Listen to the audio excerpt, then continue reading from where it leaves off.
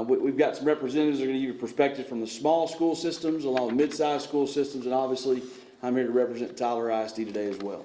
Thank you for coming. We're going to turn it over to Brandon Enos from Cushing ISD to give his perspective. Thank you very much. Dr. Brandon Enos, Cushing ISD, lead learner, proud superintendent. Our costs in Cushing have gone up 17% since 2019. Since that time, we haven't seen any increase in the basic allotment. It's necessary if we're going to maintain the same level of education we have, that do go up to meet the inflation. As was already said, we need $7,100. $7,100 per student is what's necessary. So over the last year, we've had 9% increase in costs just over the last year.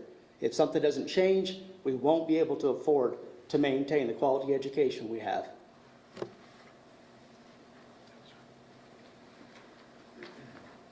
Good morning, Christopher Moran, White House Independent School District, and my comments this morning are centered around local control. East Texas schools are strong because of the local control and the ability for each school board to make decisions that are best for their district.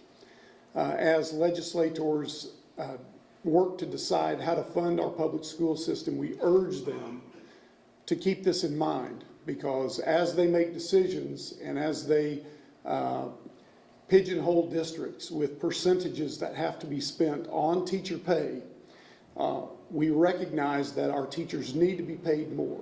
But we also have staff of employees that support our teachers, bus drivers, school nutrition workers, and a lot of people that often get overlooked, and we urge our legislators to increase funding, but do it with local control. Allow us to make some decisions to support our teachers and all of those employees that help get kids to school, fed, and care for them as well. Thank you.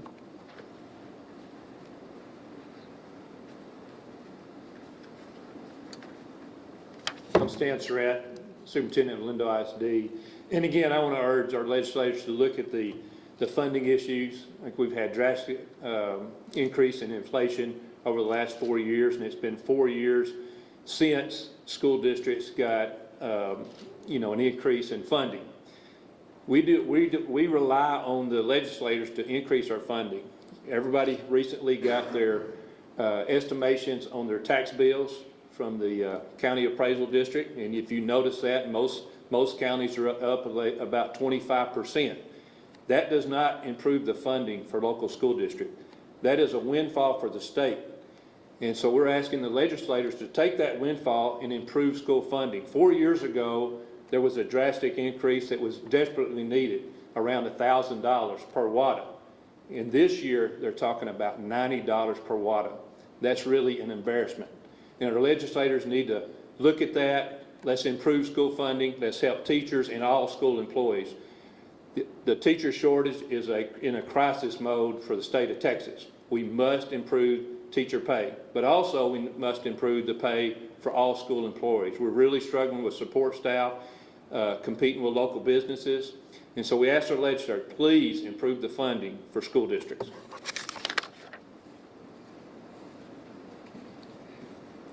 Steve Cluxton, Superintendent of Pine Tree ISD. Sometimes I don't think everybody understands how school funding works.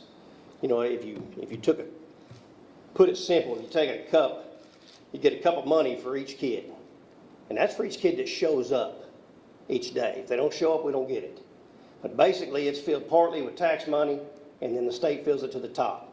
Well, as your values go up, we fill it up more with your tax dollars. The state gives us less money. So there's no inflation factor in our business. And so as everything goes up, we have to figure out where we cut in order to do that. The teacher shortage is real. The destruction of the family unit is real. Kids not going home to stable homes, that's becoming a bigger problem. Those things they have a lot more needs. That requires more people in order to be able to meet the needs of those kids. That doesn't come cheap. Everything's more expensive. Everybody sees that. Everybody's seen their values go up. And understand, when your values go up, we're not getting more of that money. The state of Texas is. These issues are only going to get worse, including the teacher shortage. If we don't do something, for the first time in the state of Texas, we have a windfall of money that we can actually deal with this. If we don't, it's going to get worse. There's also a lot of COVID money we got from the federal government. That ends after this year. If they're going to hold off for 2 years, this problem's going to be more expensive in 2 years than it is today. I'm a taxpayer. I want to see our money used wisely. But I know this, I'd rather fix the problem before it gets worse. Thank you.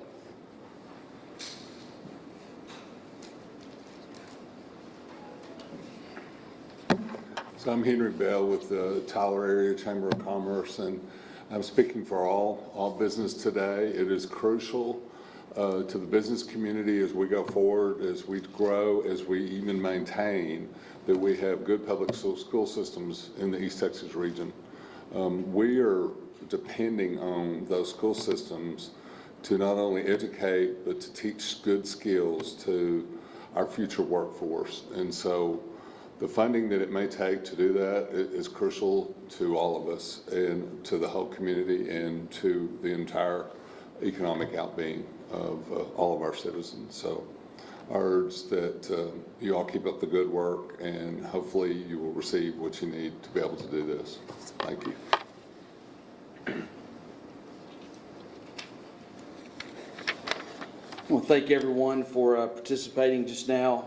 There's no doubt that this is an urgent need. This is a coordinated effort among media markets across the state of Texas at this very moment. So those in Lubbock, those in Dallas-Fort Worth, those in Austin, San Antonio, and Houston, along with other media markets in Texas, are making this call to legislators on Mayday, May the 1st, to make sure that they understand the concern that's happening. We have great representation here that does listen to us in East Texas, but they're just a portion of that, and that's why this is a coordinated effort across the state, to tell them that we are very appreciative of what they've been able to do to this point in their budget proposals, but it's not nearly enough. We do a pretty good job in East Texas of living within our means, but those means are certainly being extended because of the last 4 years that we've experienced through inflation. As proposed in the recent legislation, they do for the next biennium, the next 2 years, the next legislature, to actually start looking at inflationary adjustments over a 10-year period. If you take those inflationary adjustments over the last 10 years, as opposed to the last 4 years, it certainly has been a tremendous spike. We've been living in a very complex economic world at this time. We appreciate y'all coming today. I'm sure that these superintendents and these other representatives up here, including board trustees, will be available for commentary individually once we break out of here. Thank you for coming today.